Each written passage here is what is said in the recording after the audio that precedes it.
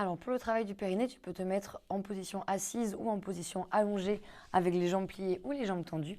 Fais comme tu le sens, vraiment une position où tu vas sentir ton périnée. N'hésite pas à changer de position si ça ne va pas. Donc tu vas inspirer ici, puis tu vas serrer ton périnée et le remonter vers le nombril, comme si tu retenais l'envie d'aller aux toilettes par exemple, mais attention à ne pas serrer tes fessiers. Puis tu expires, tu gardes le périnée serré. Inspire.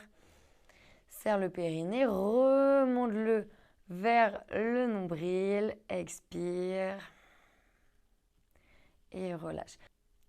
Tu peux imaginer comme un ascenseur qui part du bas du vagin et qui remonte vers le haut du vagin. Okay, donc c'est pas que serrer le périnée, c'est serrer et remonter pour bien engager tous les muscles. Donc inspire, serre le périnée, remonte et expire.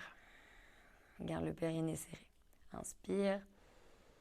Serre le périnée, remonte-le, expire. Ok, maintenant tu sais comment travaille ton périnée. On va maintenant faire le muscle transverse. Donc le muscle transverse, c'est le muscle qui est situé juste en bas du ventre ici, qui travaille en synergie avec le périnée. C'est-à-dire qu'ils travaillent tous les deux en même temps. Du coup, tu vas te mettre sur le dos.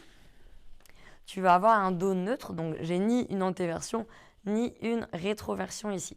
Tu vas poser tes doigts juste à l'intérieur de tes épines iliaques antéro-supérieures. Donc, ici. D'accord? Juste là, tu sens les deux petits os, c'est juste à l'intérieur. Tu peux garder les pieds bien ancrés dans le sol. Et ici, je veux vraiment que tu aies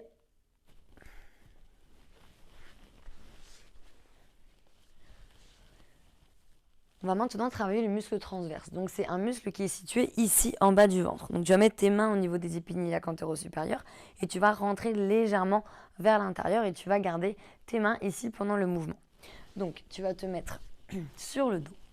Ici, je ne veux pas que tu sois en rétroversion ni en antéversion. Donc, tu vas poser tes mains comme ceci. Imagine que c'est une assiette et elle est bien à plat. Si tu ramènes trop vers là, l'assiette tombe sur toi. Et si tu ramènes trop vers là, l'assiette tombe vers là-bas. Donc, essaie vraiment d'avoir le dos neutre. J'ai un léger creux entre les lombaires et le sol. Très bien. Tu vas mettre tes mains du coup à l'intérieur des épines iliaques antéro-supérieures. Tu vas inspirer. Puis expire, rentre le bas du ventre sous tes doigts, plaque le bas du ventre à la colonne vertébrale et remonte-le encore vers le nombril. Sur toute l'expiration. Inspire, le ventre se gonfle légèrement. Expire, rentre le bas du ventre, plaque-le à la colonne vertébrale et remonte légèrement vers le nombril. Attention, sans faire de rétroversion du bassin. D'accord?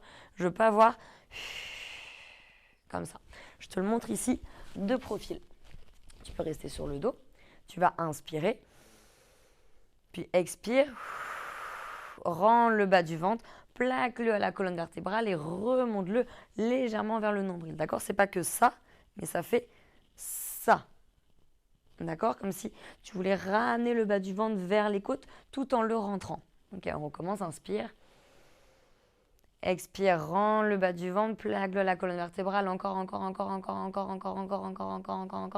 Continue à expirer et là tu dois toucher à l'intérieur de tes épines iliaques que le bas du ventre il est devenu beaucoup plus dur. Et ça c'est ton muscle transverse. D'accord? C'est tes abdos profonds. Encore une fois, inspire par le nez.